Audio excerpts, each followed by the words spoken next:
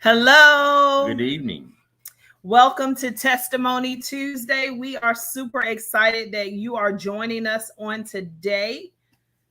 We are super excited. Yes, we are. To have you with us on today.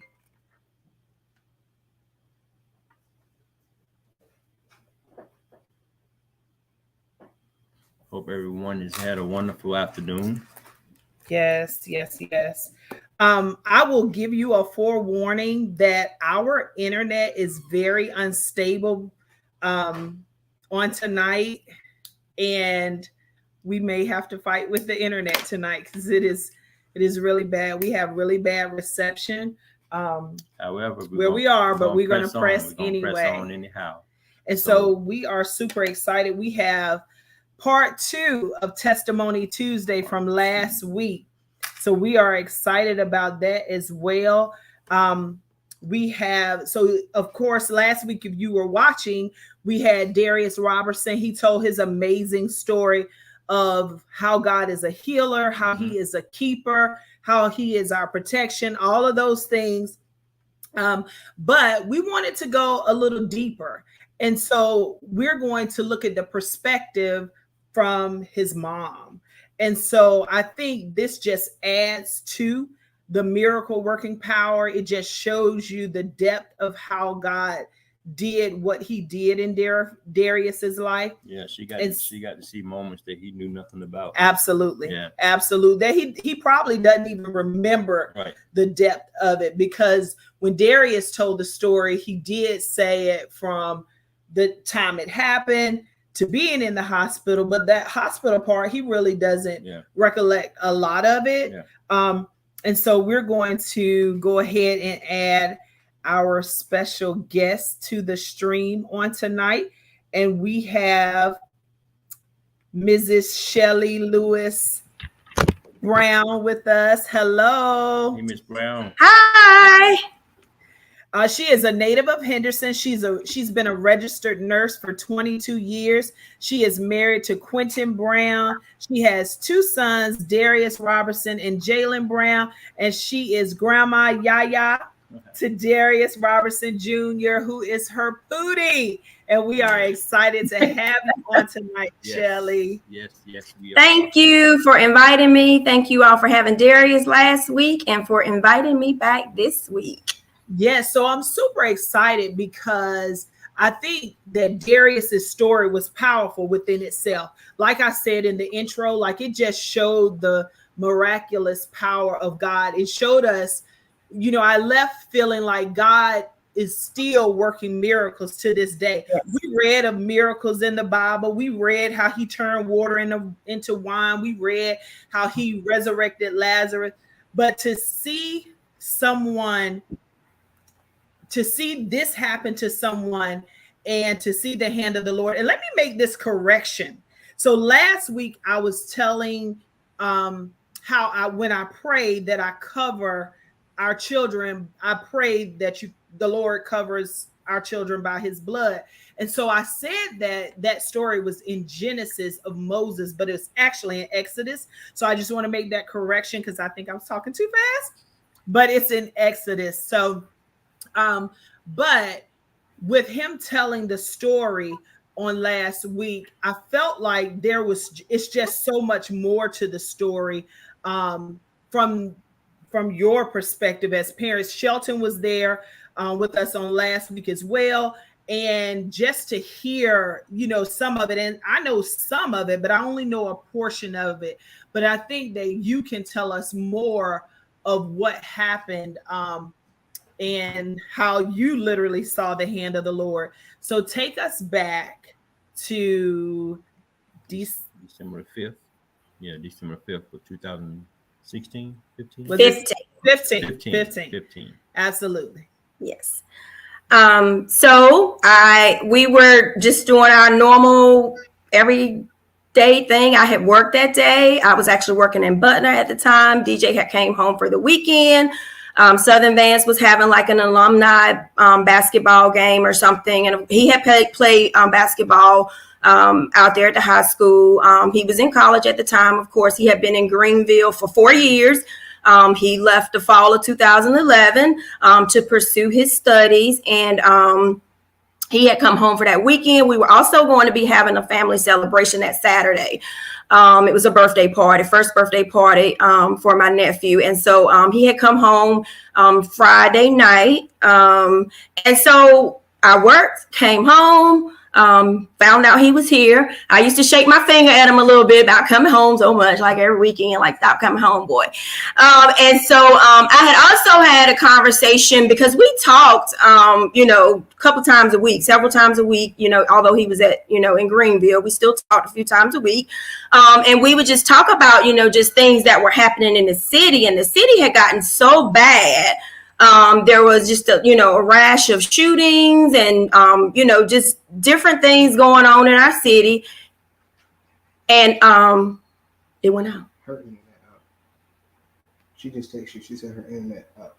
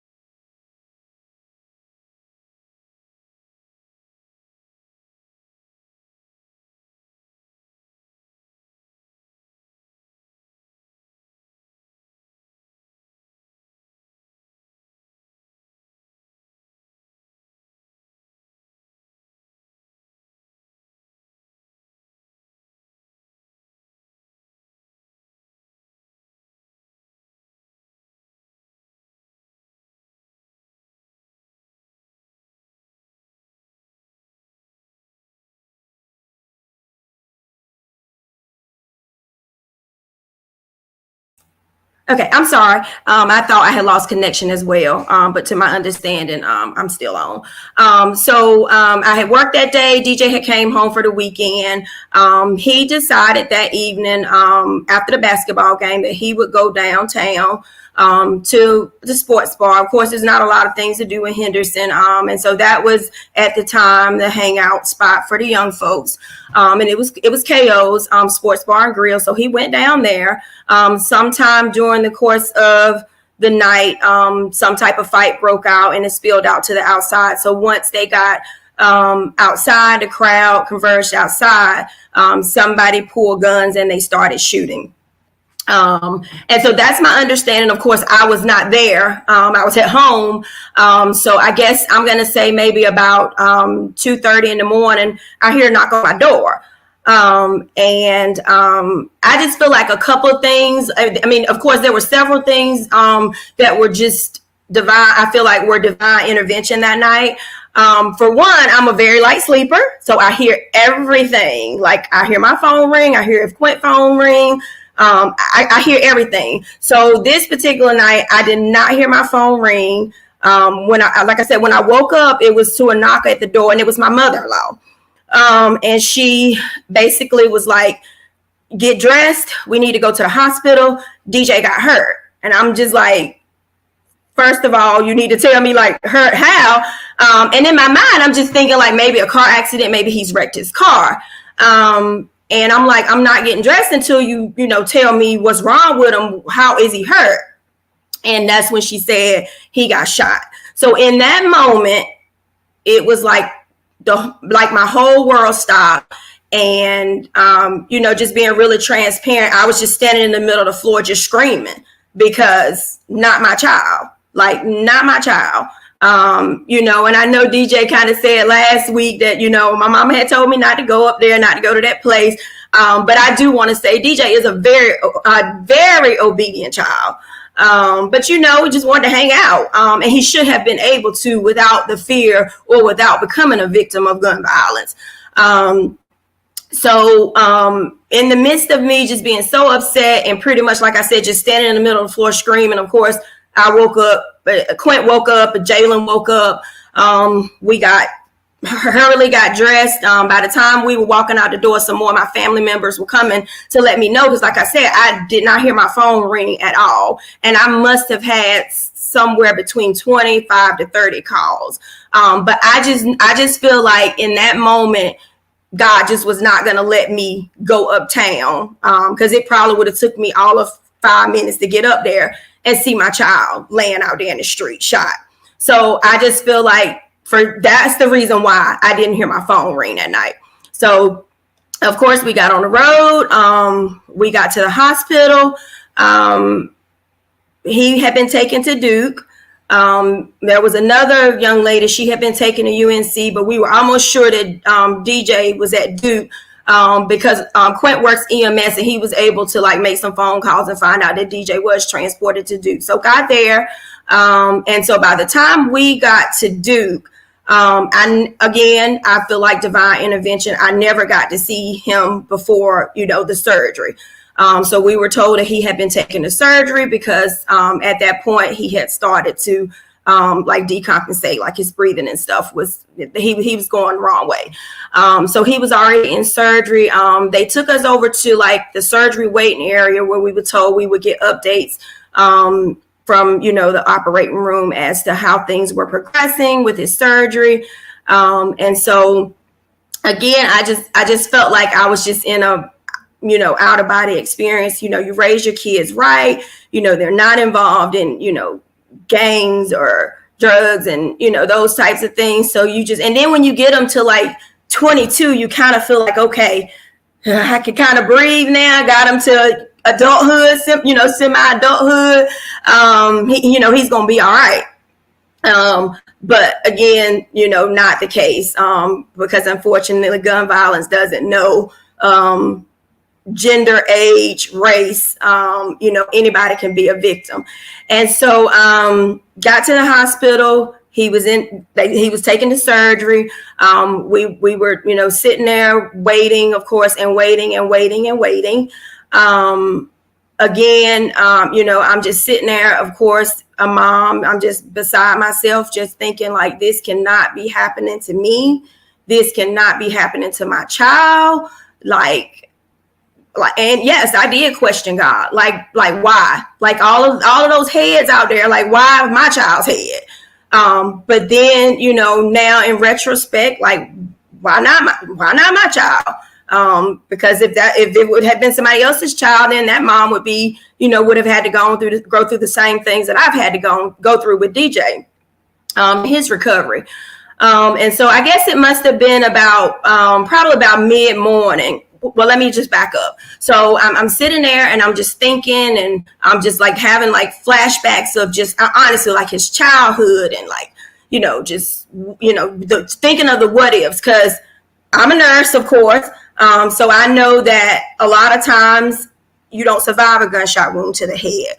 And if you survive a gunshot wound to the head, a lot of times you have serious neurological defects up to like being in a vegetative state. So I'm just like, how is my child going to be? Like, what deficits is he going to have? Even if he even survives this, what decisions would I need to make? If they come and tell me that is, nothing else that they can do, that, he's brain dead or something like that. So I'm just like thinking like all of those things that I know from a medical perspective.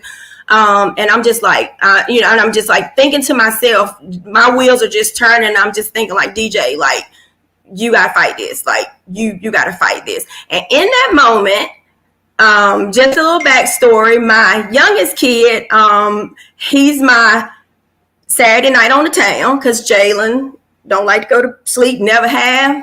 None of that. DJ has always been my easy like Sunday morning. So in that moment, when I'm sitting there, just like I said, just in disbelief, just beside myself, we're sitting at Duke Hospital in the surgery waiting area. And on the intercom PA system comes on Easy Like Sunday Morning. And so when I hear the song, I'm just like, oh my God, that's DJ telling me that he's that's God telling me that he's got DJ. He's in that operating room and he's got DJ. He's got my Easy Like Sunday Morning. And so it must have been maybe like mid-morning before they finished the surgery, called us to the consultation room. By that time, of course, word had spread rapidly that, DJ had been involved in the shooting. We had a lot of family there, a lot of community support. And so we went into the consultation room with neurosurgery, of course. And they explained that, of course, with the gunshot wound, because of the risk of brain swelling, that they did have to remove the left side of his skull. So pretty much half of his skull was taken off. So again, being a medical person, a nurse, I was again just beside myself, just thinking like what deficits he's going to have if he survives this. They were able to tell us, that they would, they pretty much, you have to be really, intricate when you're working with brain tissue, with the brain. And so they were able to move some of the bullet fragments, got some, did a really good washout, but it was definitely still a chance that he could develop, infection in his brain. And they told us, in a few minutes, we'll be able to get y'all back to see DJ. So, of course, I was able to breathe like a short sigh of relief because he did make it through surgery. He was alive, made it through surgery, and he was going to like the neuro intensive care unit. I guess it maybe a few minutes passed or whatever. Well, actually, the first thing that we did after we spoke to the surgeon, some of his friends had drove up from Greenville. We all went as a unit to the chapel. That was the first thing that we did because it was going to be a few minutes before we would be able to see DJ. So we all went to the chapel and somebody prayed with and for us. I can't remember who it was. Some things I don't remember as well because I was definitely felt like I was having an out-of-body experience. So we were finally able to see DJ. They brought us in. I don't know if some of you have maybe seen a picture that I've posted. Of course, he was on the vent. He was all cleaned up. We couldn't even see the incision. That was bandaged up. And I just said, DJ, this is your mama. I'm here and I need you to fight this. Like, do not let this take you away from me. Because I was like, I know the Lord ain't give me this child for 22 years to take him away from me like this. And so I was like, I need you to fight this with everything in you. And so, I sat there, I talked to him. I compiled me like a gospel list. One of the songs that I played was the fight song. I would play that every night. I'm like, you fight this thing. You are not going to this is not going to beat you. This is not going to beat you. And so the following Sunday, Coach Rotolo and Miss Lisa Rotolo came up to see us or whatever. And she gave me this clutching cross. And this clutching cross is used as an aid in prayer. And if anybody that came to that hospital saw me, they knew that clutching cross never left my hand. It was only out of my hand like for a bath or shower or to help DJ with something. But other than that, I kept my praying cross in my hand. And so DJ was in a, medically induced coma for, probably it was about a week. And they started they was just trying to let his brain rest, trying to let some of the swelling go down. And so they started to kind of turn down the sedation some just to kind of see what he would and what he could respond to. And surely enough, even in a week's time, he was responding to things. He was moving around. He was moving all of his limbs, which was a miracle. Responding to commands, that was a miracle. And so finally, 2 weeks in, he woke up. And he would at first he wasn't saying anything. So I thought initially like it may have affected his speech. He wouldn't say anything. I don't know. I'm thinking now that he was just processing everything. He just wouldn't say anything. But I thought surely this has affected his speech. But he would just like touch his head and just like trying to figure out what was going on. And I was just explaining to him everything that had happened, just telling him you got shot. You're at Duke Hospital, mom's here, dad's here, everybody's praying for you. As soon as he was pretty much off of the sedation, it seemed like things like really started to pick up. They were sitting him up. He was sitting up. He was able to sit up, getting him to the edge of the bed, getting him to the chair. And he had full use of everything. And I could only say, thank you, Jesus. Like, yes, he knew everybody. Thank you, Jesus. Thank you so much. Yes. Lord, I know you did not give me this child for 22 years to take him away from me like this. Mm-hmm. And so, PT started, PT got involved, OT got involved. They were working with him. And then finally, one day, I think he just was like, "Mom," and I was like, "Boy, you've been sitting up there and saying nothing to me." Like, you can talk. And so after that, of course, we would kind of converse. He wasn't really saying anything to, anybody else, but he could talk. And I was very, very thankful. And so then it kind of, and then I will say that the accident was December 5th.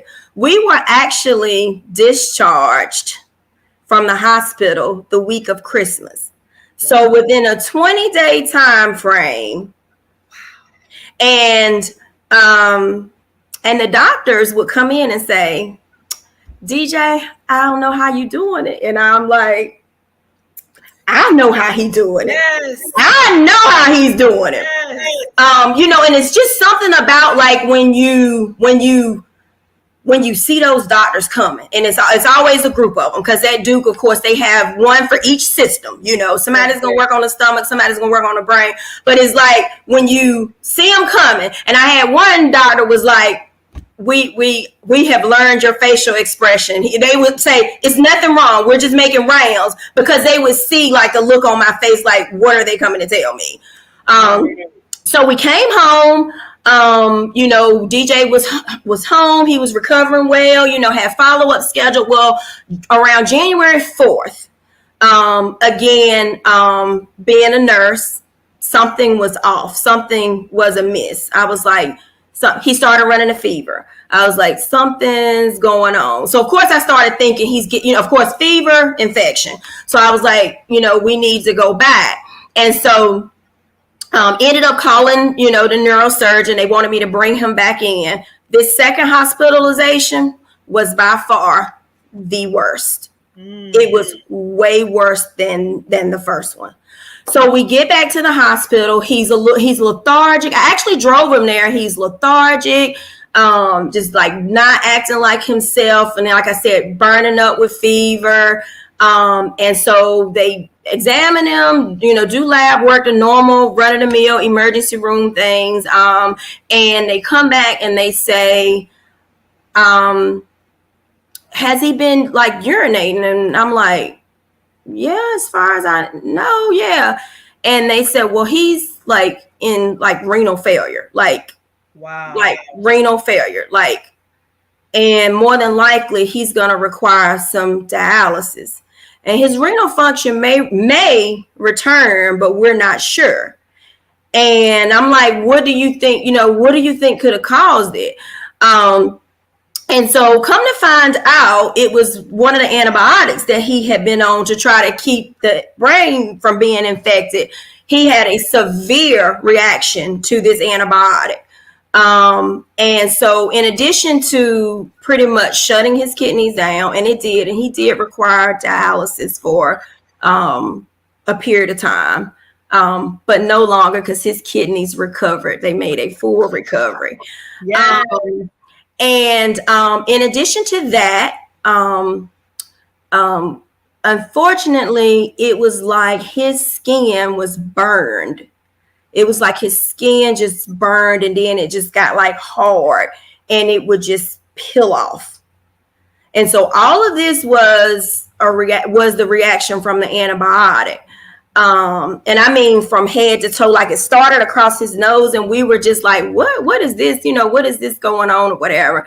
And when I say his entire body, I mean his entire body, and it's just something about your child, walking to the mirror saying, how am I going to face people? Look how I look, and I'm like, DJ, it's going to be, it's going to be all right. You're going to be fine. You're going to be fine. Just know that, a lot of times, we are so much more than the bad things that happen to us, and I was just like, you're going to be fine. And so, just trying to encourage him, and again, every time I would see those doctors coming, I'm just like, what are they getting ready to tell me now? And so, one particular day I had come home. His dad was actually there with him. And he called me, obviously upset. And he was like, DJ's starting to have some seizures or whatever. Now, remind you, he had not had any seizures up until this point. And I mean, these were really, really bad seizures. So ended up having to move him, back, to the ICU. Just to monitor him, for the seizures. And they were just coming. They were just coming, seizure after seizure after seizure after seizure. And he had seizures so bad that in one day he dislocated his jaws. That's just from the shaking and the clenching and just having those seizures back to back to back. He dislocated his jaw. And he was, it's like something is not right. And they was like, well, we think it's just, maybe he's like his speech was slurred. He couldn't swallow, couldn't eat, because this was both sides, and it was both sides. And so, I was like, no, something's wrong. You have to do a CT or something.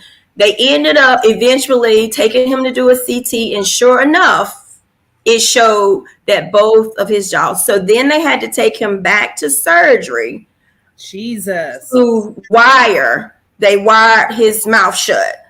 Of course, with that, the flip side to that is if he has a seizure bad enough, because at some point, like when he was having the seizures, his oxygen levels would drop. So they was like, you will have to cut the wires, if he starts to have a seizure so bad and his breathing gets compromised. So he ended up being wired shut for about 4 weeks. After that, again, I'm telling you, the doctors would come in there and they just be like, man, we just don't know. We just don't know. You just keep recovering, and I'm just like, I know. And so when DJ finally got, when he finally got his voice back, like sometimes the doctors would come in, and I remember one particular day, like they came in and they told me something that I really didn't want to hear. And of course, I believe science. I'm a nurse. I believe science. But I'm going to take your word for it, Duke doctors, but I'm going to go and talk to my doctor as well. And so after the doctors left out, I grabbed my pocketbook, and somebody may have said something like, where are you going? And he's laying over there in the bed. He said, going to pray. And I said, and I am. Yes. I am. That's exactly where I'm going. So in Duke's chapel, like the chapel that I was going to, they have a book there, and you would go in and you can write like your loved one, whoever you're wanting to pray for, and you write their name down and you sit there and you can pray. And I would do that multiple times a day. Anytime a doctor came and gave me a report, and again, I believe science, and I'm a medical person, and I've worked as a nurse for a long time. I understand what you're saying, but again, I'm going to talk to Dr. Jesus, because I need him to intervene. I need him to intervene in this right here. And so we fast forward, we got him on seizure medicines. to this date, October, DJ will be two years seizure free. He does take medicine twice a day. He has to, just because of the brain injury, the scarring is there. He does have some fragments, still left. Because of the intricacy of the surgery that it takes, it would be more of a risk to try to get those other little small pieces out. So they had to leave those there. So they're there, but we accept that. Hasn't caused any real issues. 5-6 years later. So we fast forward. We get his implant. Of course, he was months without, it was just his scalp and his brain there because he didn't have a skull there because they had to leave that off. And so we're months, and he kind of touched on it a little bit, and it was just like I had a baby that was just learning to walk again, because he's a stubborn rascal. He's a little stubborn, but he had a special helmet that he had to wear, but he didn't like wearing that helmet. So a lot of times I was walking behind him, just like you walk behind your baby when they first start to walk. I had my hands out, and he finally did say, like, Mom, you got to stop doing that. Like, you can't be walking behind me like that. So, but I'm like, honey, we're going to protect this brain until you get some protection back in there. So we got, he had the surgery, got his implant in. So we think we're turning the curve again. And then he starts again to have all of these infections. And it was to the point where his incision was starting to open. And so we were going back, and they tried to treat it with antibiotics, and they tried to do like a simple washout. But what they ended up having to do was open it back up and completely remove the implant. And they did, and then he had to do like home antibiotics for like 6 weeks. And then they told us that they did not want to put another implant back in for at least 6 months. So now we're back to, again, just his scalp and his brain. And of course, I'm just worried to death because I'm just like, you can't get, you can't hit it, you can't bump it because there's no protection there. And again, we fought with the helmet, so much. But he did finally get another implant, which is what he has now.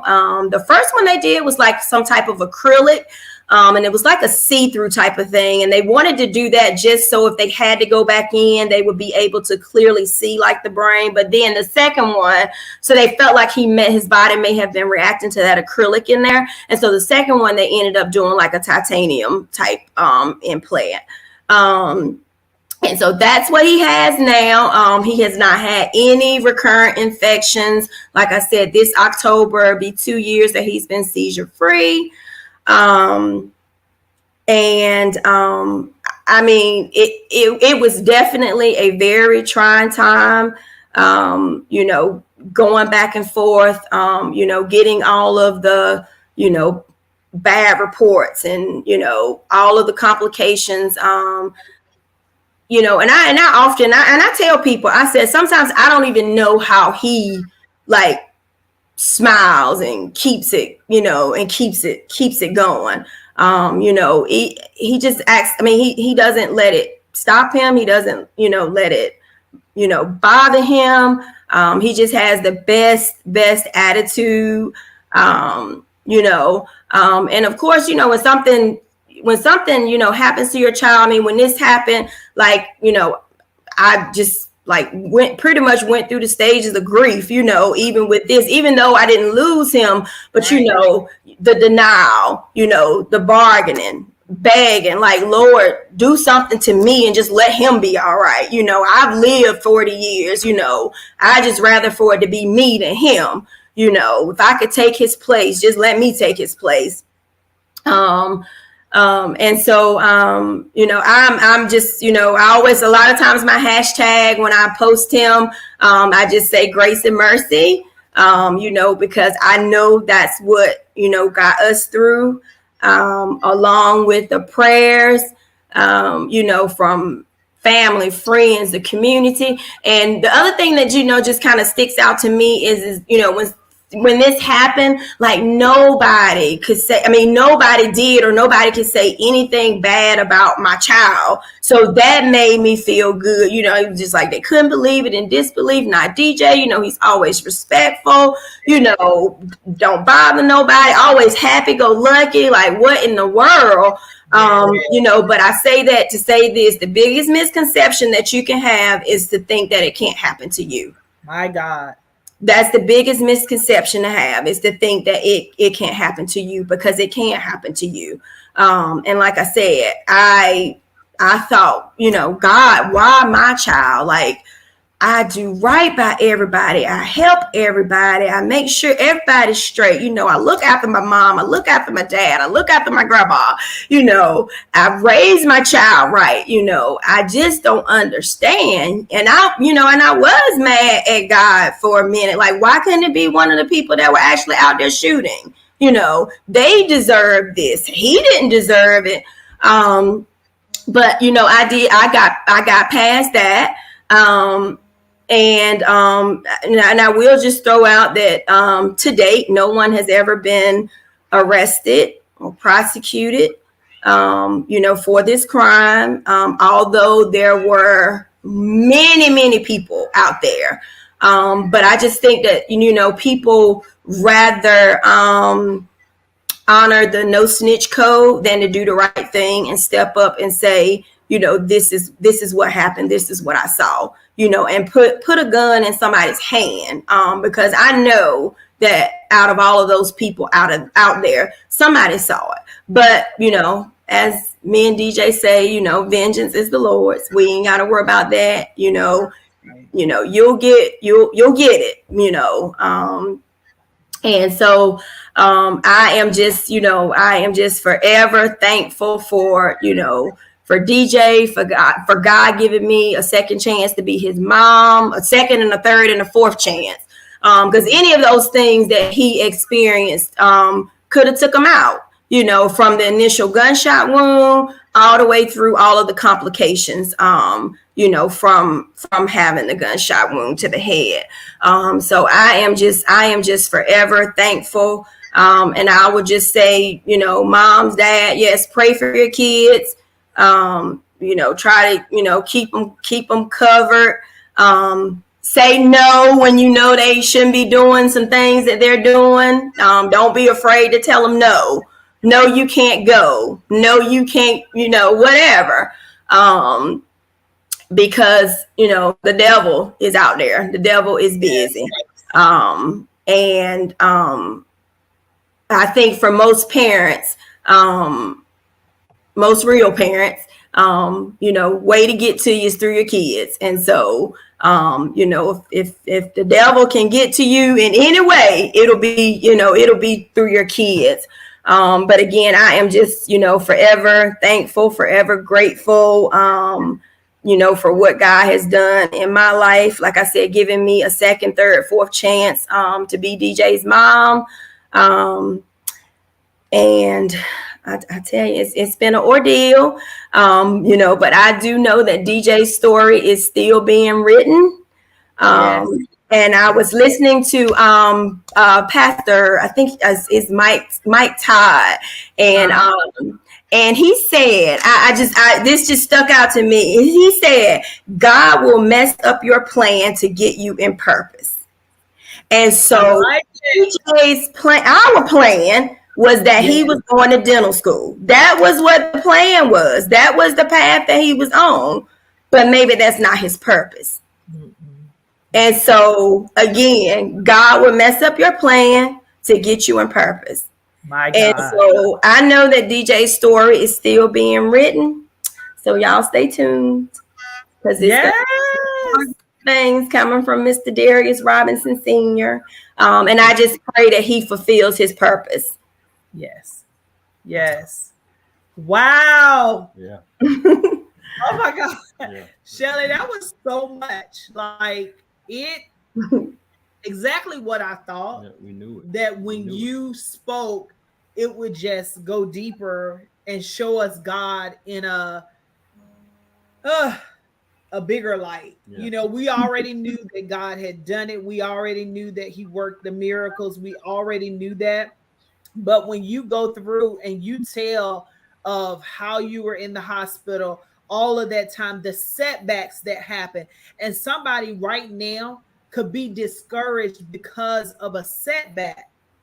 But when you just look at it as God is setting it up for something even greater, Yes. It'll change the way that you look and perceive that setback. And even if you're in a setback, it doesn't mean it's over, because God still has the final say so. And sometimes people get discouraged when they see setbacks, Right. and it makes them stop right there and they don't keep pushing because of that. And so in listening to you, it just makes me say, no matter what setbacks I see, this is not the end of the story, and I'm believing God. So we have to trust him even in that. And so no matter how it looks at the moment, God is still working that thing out. And DJ's story definitely shows that. Thank you, Shelley. Yes. You're welcome. It was such a wonderful job. I am so appreciative that you have come to share the goodness of the Lord, because this is what it's about. This is what it's about, because God is working miracles, but a lot of times we're not hearing about some of the things, and you may have part of the story, but you may not know the whole story. And so it is good to hear the rest of the story, so to speak, so that, you know, God can show you himself. And when he shows himself like he did in your instance, in DJ's instance, in Angie's instance, and so many more, when he shows himself like that, it just encourages me to keep pressing, to keep trusting, to keep serving him, because he's still doing it. He's gonna do it. He's gonna do it. But you can't give up and get discouraged in the process. Thank you so much again. You're welcome. I am excited about this. We have next week, and let me see if I can. I don't know what my computer's going to do, if it's going to let me do this, but let me see if I can pull up our next week. Maybe I didn't add it, so no. Oh, yes, I did. Let's see. Can I pull it up? Let's see. Next week we have, for Testimony Tuesday, we have Tracy Harris, who is going to come on, and she is going to tell her powerful story about how God, again, is a healer and literally brought her through. So I'm super excited to hear Tracy's story. We ask that you join us again next week. Thank you all for joining us on today. Continue to pray, as Shelley said, that is so powerful. Continue to pray and cover your children every day. And DJ's story is still being written. And I'm telling you, when you talked about how God will change your plan to get you into purpose, that is literally what I see. And so even with our lives, I feel like God changed our plan to push us into purpose. So I thought that was really, really good and a great way to end. We love you guys. Thank you so much for joining us again. And join us on next Tuesday as Tracy shares her story. Thank you. Good night. All right. Good night.